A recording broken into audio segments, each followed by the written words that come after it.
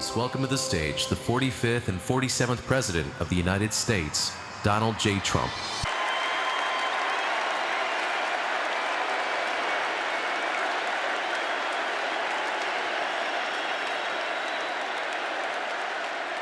Well, I want to thank you very much, Lee.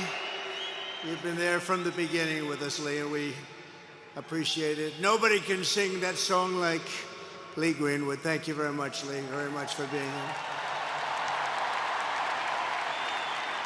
And his voice has not changed, you know? Pretty amazing.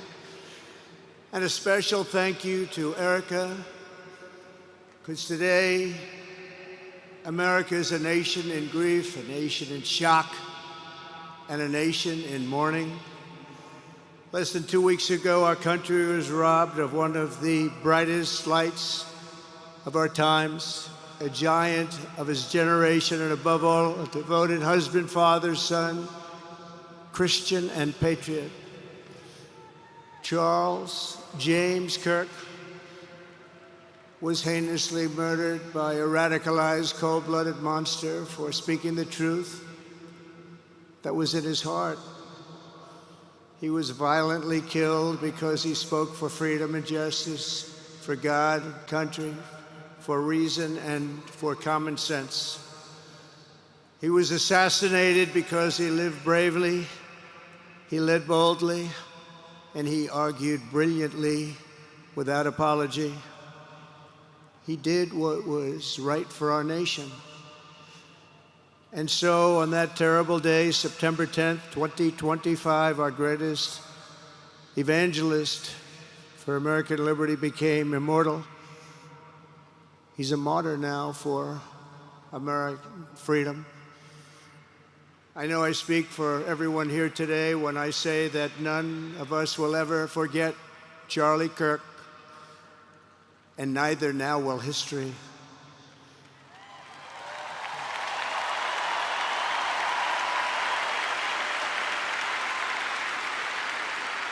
Because while Charlie has been reunited with his Creator in heaven, his voice on earth will echo through the generations, and his name will live forever in the eternal chronicle of America's greatest patriots. He will live forever. To Charlie's incredible and beautiful widow, Erica, we know the weight of this monumental loss is almost unbearable. But even in the midst of heartache and pain too great to even fathom, you have somehow found the strength and deep faith to be a comfort to millions and millions of people. And thank you very much, Erica. Thank you very much.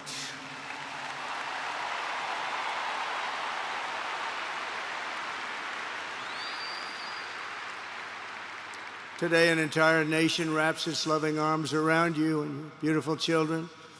We share in your immense and overwhelming sorrow, and we vow that we will do everything we can to ensure that your children grow up in a land where their father is honored and revered as a great American hero. That's what he is.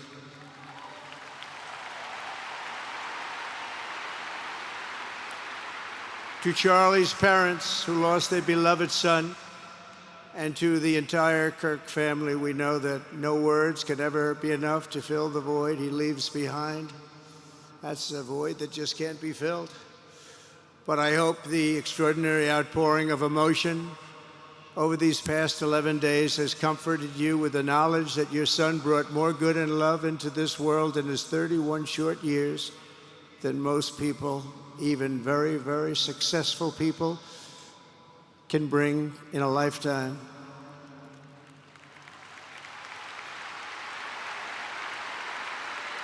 Charlie Kirk loved America with everything he had, and as we can see so clearly today, America loved Charlie Kirk.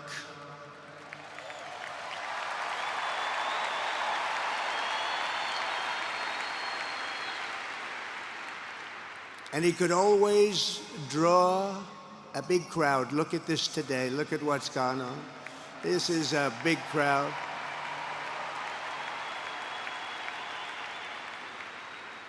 Here today we have the Vice President of the United States, J.D. Vance.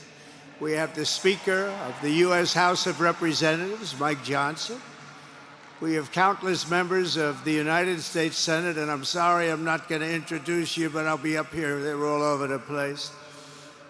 And likewise, the House of Representatives, they're all over this big stadium. This is not an arena, this is a stadium. Our great cabinet and this stadium packed with rafters of people, not to mention the one across the street that also has tens of thousands of people, and they're watching us on screen right now.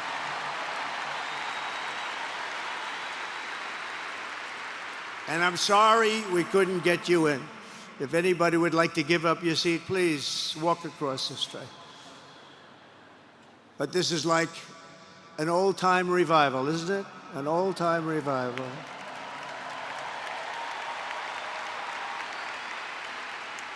For millions of Americans, especially young people, it is agonizing and unthinkable to say goodbye to a patriot whose heart still had so much to give. It's so much.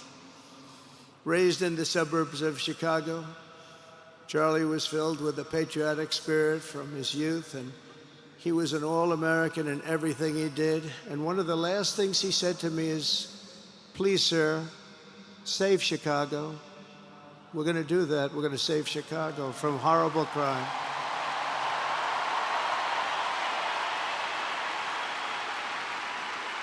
In high school, he was the quarterback of the football team and the captain of the basketball team. He was a good athlete. A lot of people don't know that about Charlie.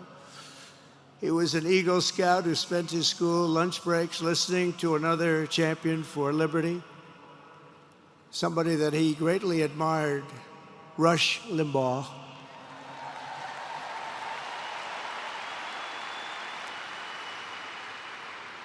But what was even more important to Charlie than politics and service was the choice he made in the 5th grade, which he called the most important decision of his life, to become a Christian and a follower of his Savior, Jesus Christ.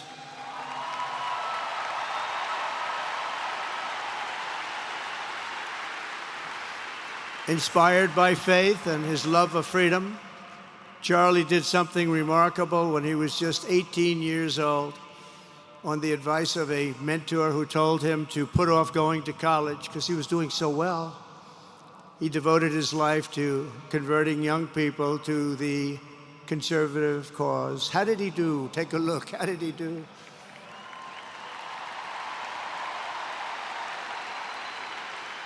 In 2012, 2 days after graduating high school, and with just $1,800 in his pocket, the young man from Illinois, who no one had ever heard of, started an organization whose grand ambitions were captured in its name, Turning Point USA. Great name.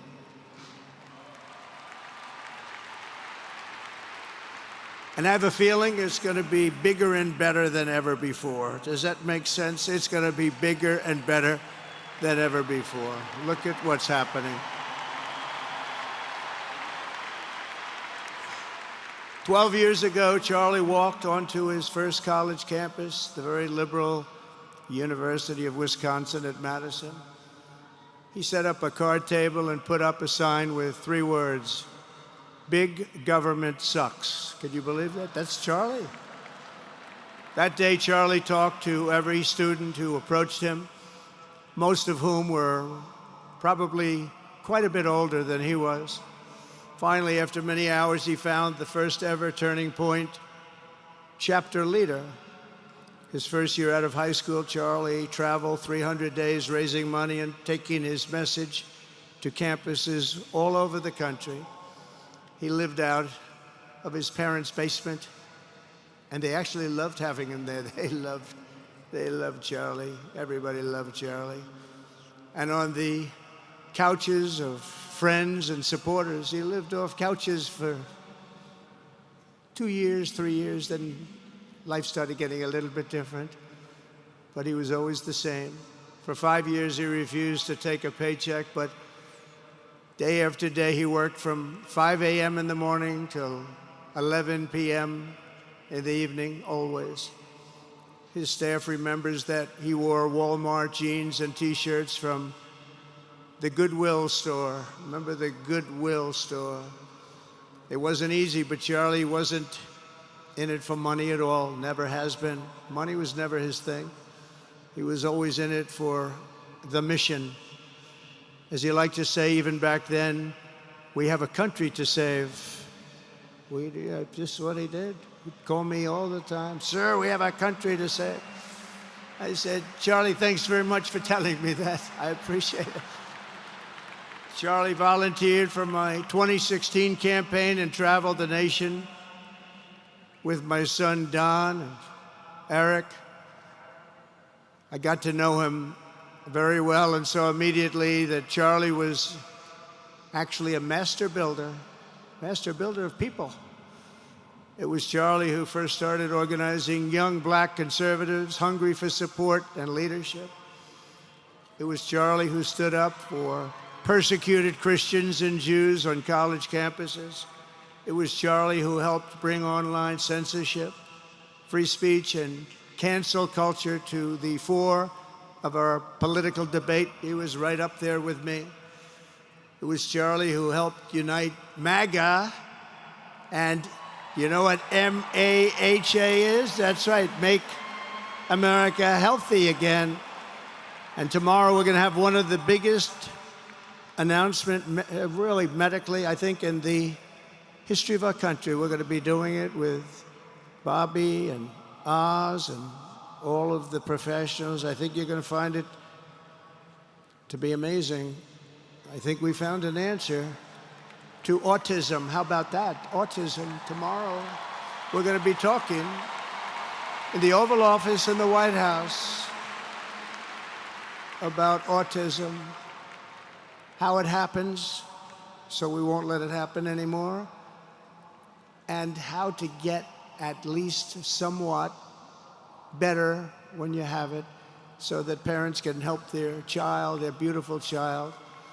That's a big one. I've been bugging everybody over there, get the answer to that. You know, 20 years ago, 1 in 10,000 were born with autism. 20 years ago. The most recent survey says 1 in 12. How bad is that? That's for young boys, baby boys, but also girls, a little bit better. It's about 1 in 20. But we can't, because obviously there was something really wrong, and we think we know what that is. It's going to be, I think it's going to be one of the most important news conferences I'll ever have, and I look so forward to it.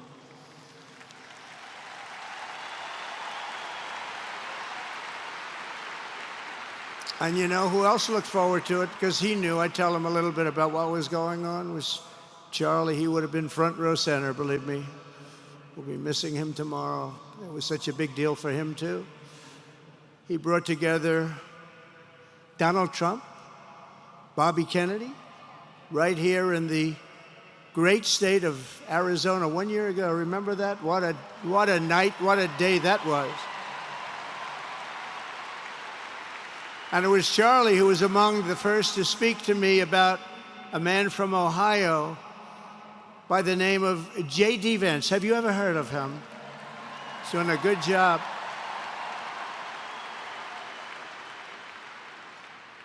But Charlie would often call me, sometimes the night before a big event, the other side of the country. And he'd ask me, he'd say, do you think you could come and speak at the event? The following day, right? I'd say, Charlie, give me a break. I'm the President of the United States. You want me to travel 4 hours by plane? And you know, sometimes I did it. He was a very good guy. He was a very convincing guy. He didn't stop, but he would ask for things like that. Sir, could you be tomorrow in California? I said, Charlie, give me a break, please. He just wouldn't stop. And he succeeded. But I almost always went because you never wanted to let Charlie down. He worked so hard. You just didn't want to let him down. I felt guilty. He'd make me feel very guilty. As president, many people asked me for things, but Charlie was one of the few who always gave more than he took. He was a giver, much more than a taker.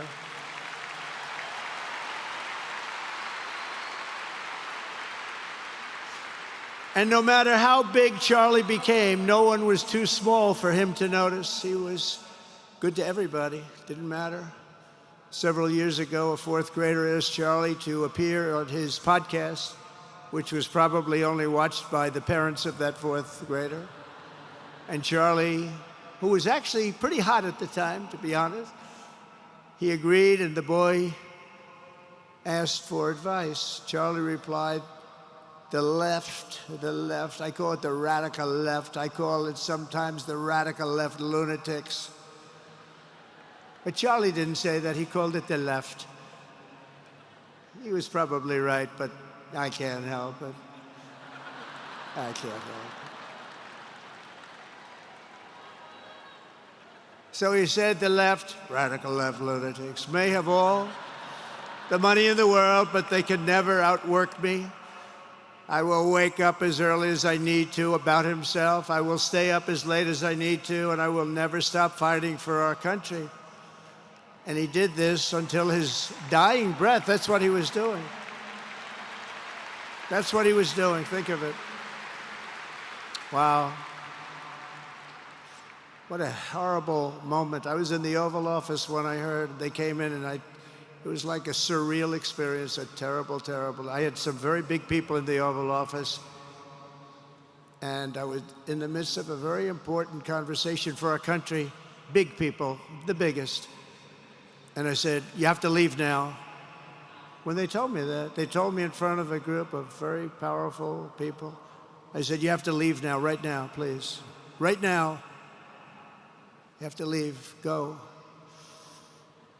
By his own determination and skill, Charlie Kirk built Turning Point from his humble beginnings, the beginnings that nobody believed could ever end up something like this, into a great movement and a juggernaut of American politics. And you know, we have a massive stadium loaded up with people, but he got tremendous crowds before he had this kind of horrible news and before we had to hear what happened so terribly. He delivered more than 250 speeches a year at over 200 colleges and universities, and that was at a time when it was not really vogue to go to colleges and universities if you were a conservative. It really took great courage. And we used to talk, and I said, you know, I think they're much more conservative than we know, and he agreed, but it just wasn't something that was happening because the radical left would do very bad things, very dangerous things. But Charlie set up chapters on 2,200 campuses and spoke at more than 1,000 churches. He launched a podcast and radio show that grew to an audience of 1 million Americans a day, one of the bigger shows on radio. And Charlie didn't just bring young people into the movement. All of a sudden, it started to grow by leaps and bounds. By 2024, we won more young people than any Republican candidate in the history of our country, including, for the first time, a majority of males under 30. Can you believe it? Remember when Republican presidential candidates would get 4%? No, we did unbelievably with young people.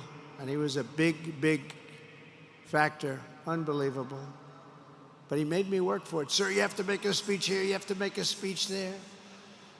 But we did it, and we won, and our country is doing unbelievably well now. We had a country that was dead 1 year ago, and now we have the hottest country anywhere in the world. And Charlie helped us make it that. One of the great people. But through it all, the core of Charlie's message and his basic method never changed. It never really changed. He stayed the same person also.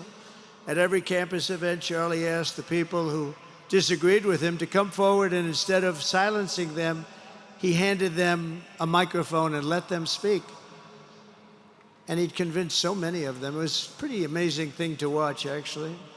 Shortly before Charlie arrived on campus, the day he was assassinated, a staff member texted him that there were many critics and students who were opposed to his views and rather strenuously in the crowd. And that actually made him feel good because he wanted to convince them. He understood. He really did. He understood what was right. And he was right about that. A lot of it was based on common sense, by the way.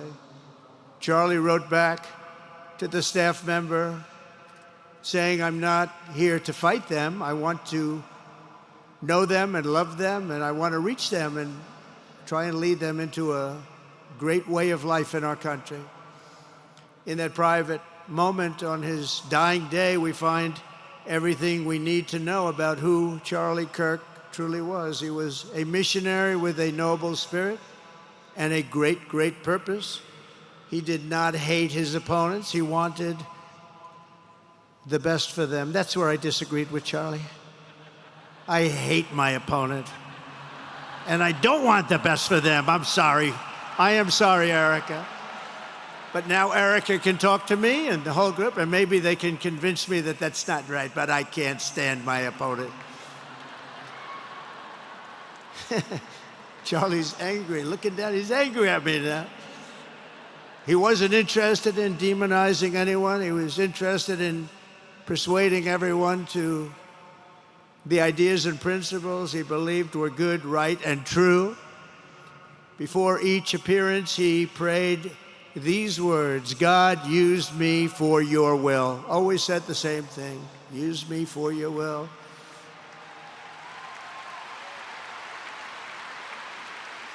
And that is exactly what God did. When you think, that's exactly what he did. The more success Charlie had, and he was getting more and more successful, the more dangerous his mission became. On campuses all over the country, his quest for open dialogue was met with menacing hate. There were bomb threats, pulled fire alarms, and countless rage-filled radicals who tried to shout him down. It was nasty. I used to say, Charlie, this is nasty stuff you're doing. At one event, police had to build barricades to protect students from an angry mob of thugs. Many of these people, by the way, are paid a lot of money to do this. They're agitators. They're paid agitators. Remember that. When you see they all have the same beautifully printed sign, every sign is identical, comes out of a top-level print shop. That's not the signs that are made in somebody's basement. Those are paid for by very bad people, and hopefully we're going to be finding out through the DOJ who those people are.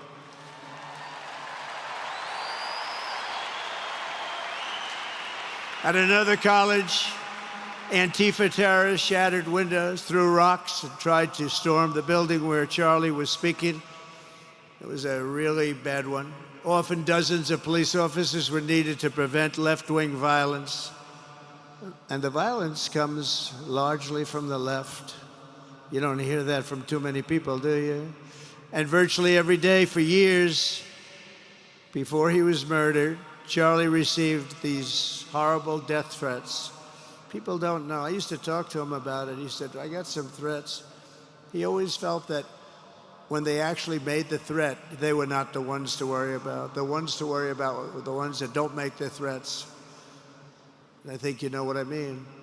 He knew the risk, but he and I shared a certain motto, never back down and never ever surrender. Just don't surrender, never back down. He believed in it so strongly. So strongly. And he's right. He's totally right. The radicals and their allies in the media, sometimes referred to, as my son said, the fake news media, tried to silence Charlie for a simple reason, because he was winning, and he was winning big. He was taking over college campuses, colleges that had, in theory, only very liberal, or as they like to say, progressive. I call them liberal, but they like to call themselves, because it's such a beautiful word, progressive. They're the opposite of progressive, if you think about it. But they were really nasty. And he would go into these colleges. All of a sudden, within 2 years, 3 years, they turned into bastions of conservatism. It was really quite amazing to see. They lied about him because they did not want you to listen to him or to learn from him, because what he was talking about and even preaching made so much sense. Everywhere he went, he won the debates, he won the hearts, he won the minds, and yes, he won the elections for people. He helped us, he helped other people. We won the biggest election in the history of our country, I believe.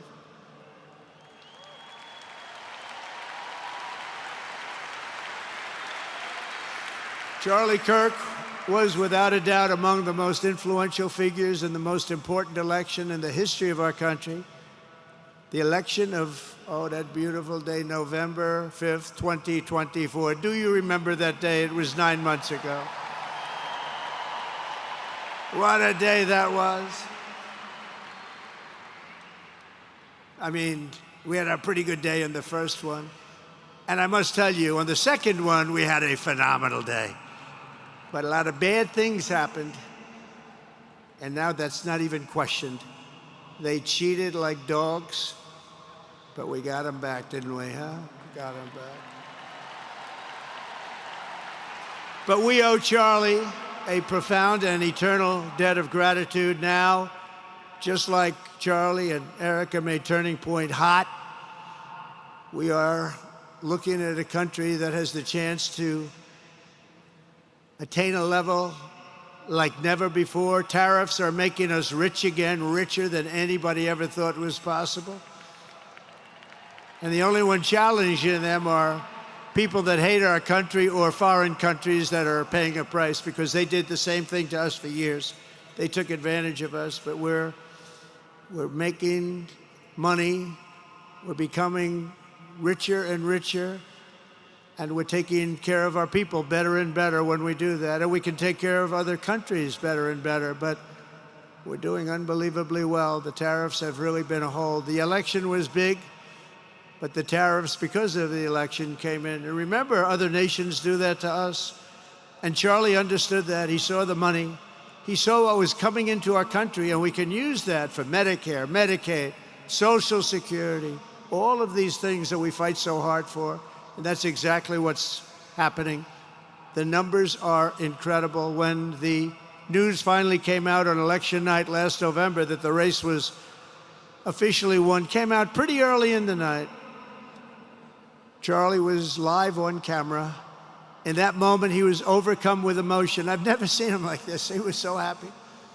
For a long while, he said nothing. His eyes were filled with tears, and then he buried his face in his hands and he started crying. That wasn't the Charlie I knew, but in thinking about it, it actually was the Charlie I knew, because he had a tremendous heart. He just wanted what was good for our country, and he saw us going in such a horrible direction. Lovingly, Eric, and this was so beautiful, Erica put a MAGA hat on to cover his bowed head. I like that very much. MAGA, we love. Does everybody love MAGA? Make America Great Again.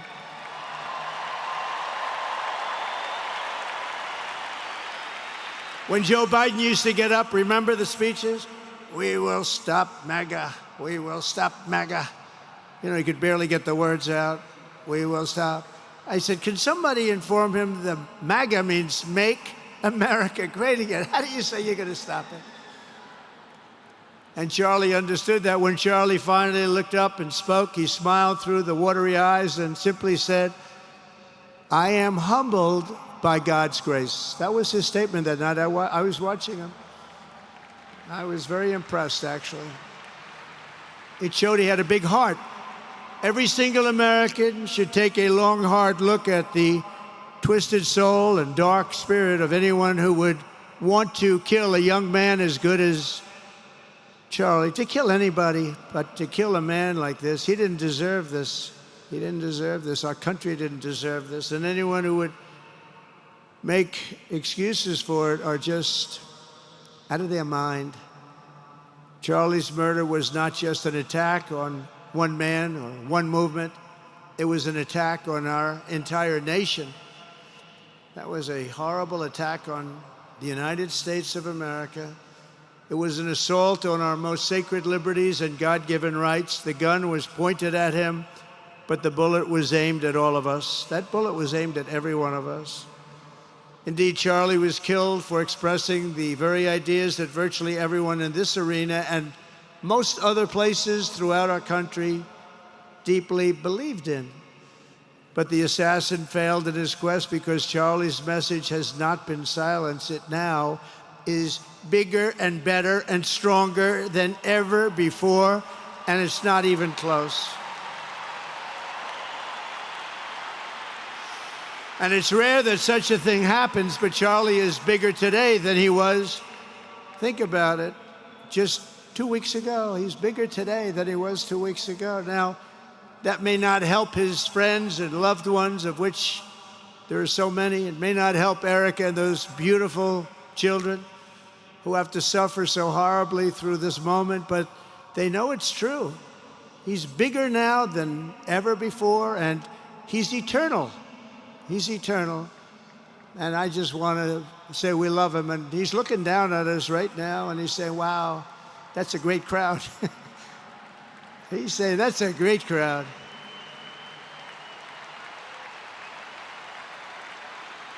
And it's a great crowd of patriots. But that's why I will soon award Charlie the nation's highest civilian honor, the Presidential Medal of Freedom. It's the highest civilian honor.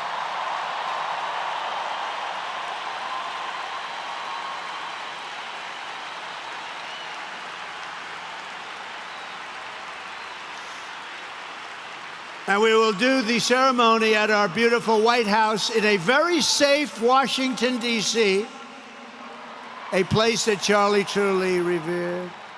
You know, we stopped the crime in Washington, took 12 days. Now you can go to restaurants, you can walk down the middle of the street with your wife. You can have your wife walk alone down the middle of the street. She's going to be in good shape. What a difference. What a difference good management really makes. But it's, I'm so proud of that, Washington, D.C. You know, it's one of the worst in the nation, in the world. And now it's considered a very safe city. And it's also, I passed it yesterday, I went through it, and the lawns are good. It's like a different place. It's like the tents are gone, the threats are gone, the gangs aren't there. We got rid of, you know, we took out 1,500 career criminals, 1,500. If you have 3 career criminals, that can make a big difference. But I'm so proud of Washington, D.C., and now we're going into Memphis. And we'll get that one straightened out fast. And then we're going into some others, but we're going to go to Chicago, and we're going to have Charlie very much in mind when we go into Chicago. And we'll get that one straightened out. You have an incompetent governor who, he thinks it's okay when 11 people get murdered over the weekend. He thinks you don't have any crime when 11 people get murdered and 28 people get shot. He says he's got crime. No, they don't have it under control, but we'll have it under control very quickly. So we're going to be doing that. And Charlie loved what we were doing. He was so proud of what happened. He was there to see it. He's so proud of what happened in Washington, D.C.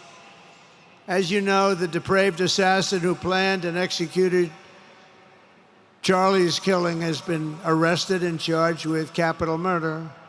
God willing, he will receive the full and ultimate punishment for his horrific crime. It's a terrible thing. Because you can't let that happen. You can't let that happen. Can't let it happen to a country. The Department of Justice is also investigating networks of radical left maniacs who fund, organize, fuel, and perpetrate political violence. And we think we know who many of them are. But law enforcement can only be the beginning of our response to Charlie's murder. Over the last 11 days, we have heard stories of commentators, influencers, and others in our society who greeted his assassination with sick approval, excuses, or even jubilation. You've heard that. So have I. Couldn't believe it.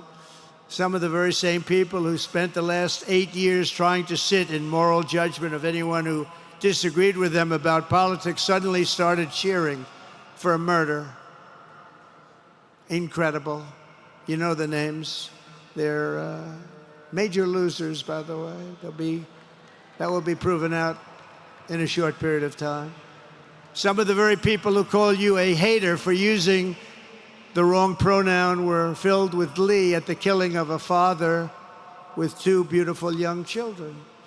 And the same commentators who this week are screaming fascism over a canceled late-night TV show where the anchor had no talent and no ratings, last week were implying that Charlie Kirk deserved what happened to him. No side in American politics has a monopoly on disturbed or misguided people. But there's one part of our political community which believes they have a monopoly on truth, goodness, and virtue, and concludes they have also a monopoly on power, thought, and speech. Well, that's not happening anymore. We've turned that corner very quickly. Tragically, atrocities of this kind, and kind that we saw in Utah, of all places, are the eventual consequence of that kind of thinking. If speech is violence, then some are bound to conclude that violence is justified to stop speech. And we're not going to let that be justified. The tradition of reason and open debate that Charlie practiced is not a pillar of our democracy. In many ways, it's the basis of our entire society. It's the right and inheritance of every free American, the greatest legacy of the Enlightenment, and among the most treasured achievements of civilization. We will defend it at all costs, and we will carry forward the torch of liberty that Charlie Kirk held so proud and so high. He was so proud, and he did hold that torch high. We will never, ever let it fail. We will never let it fail. But we're going to raise it higher than ever before. It's going to be raised, and this is the beginning. Perhaps it should be no surprise that Charlie, who spent his life speaking with the critics of these traditions, ultimately became convinced that we needed not just a political realignment, but also a spiritual reawakening. We did.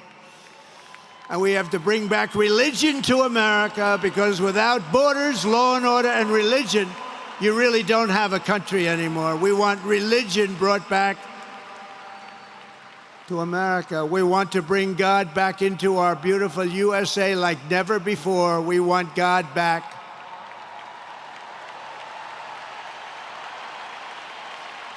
Charlie would have been so pleased to hear his friends and colleagues today giving testimony and giving glory to God. Within minutes of the gunshot in Utah, millions of Americans, young and old, heard the news and dropped to their knees and started praying. Even many who rarely prayed asked God for a miracle. Please, God, save Charlie.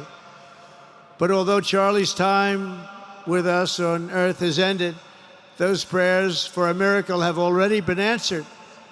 Look at what's happening. Look at what's happening. In the days since Charlie's death, we have seen how his legacy has touched so many millions around the world. In Calgary, Canada, thousands gathered at City Hall to sing the American national anthem and raise up posters with the name Charlie Kirk. In Seoul, South Korea, crowds gathered to wave American flags and shout, "We are for Charlie Kirk." His memory has been honored in the streets of Berlin, Warsaw, Vienna, Sydney, Madrid, London, Tel Aviv, and all over the world. So beautiful to watch. A man as far away as rural Australia texted a pastor, "I'm going to come to church tomorrow for the first time ever." The pastor asked, "Why is that?" The man replied, "Because of Charlie Kirk." Can you imagine? The lesson of Charlie's life is that you should never underestimate what one person can do with a good heart, a righteous cause, a cheerful spirit, and the will to fight, fight, fight. Have to fight. We're saving our country. And Charlie's a big factor, such a big factor. Charlie Kirk started with only an idea to change minds on college campuses, and instead he ended up with a far greater achievement, changing history. He changed history. Today, Charlie Kirk rests in glory in heaven for all eternity. He has gone from speaking on campuses in Wisconsin to kneeling at the throne of God, where he is right now.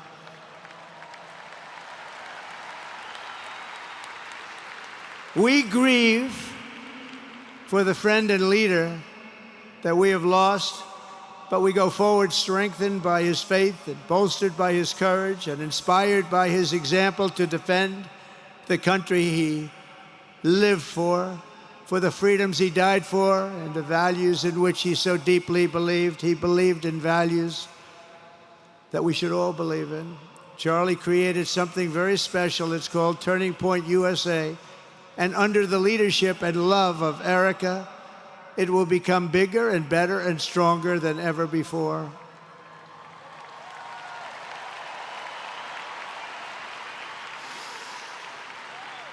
So, Charlie, we all want to thank you. We want to say a very loud God bless you, Charlie. God bless you for what you've done is incredible. And God bless Erica and the children. God bless the United States of America. And could I ask Erica, please come out. Erica, please come out. Thank you.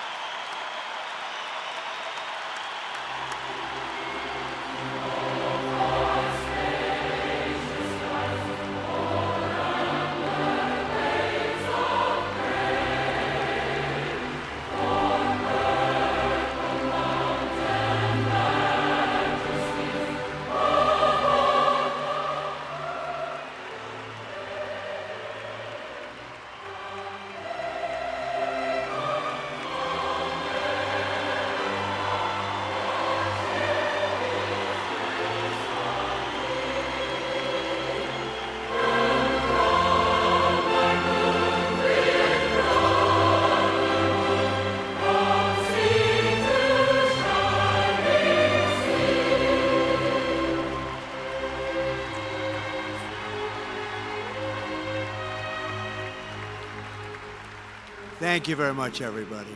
Thank you very much, and good luck. God be with you. Thank you.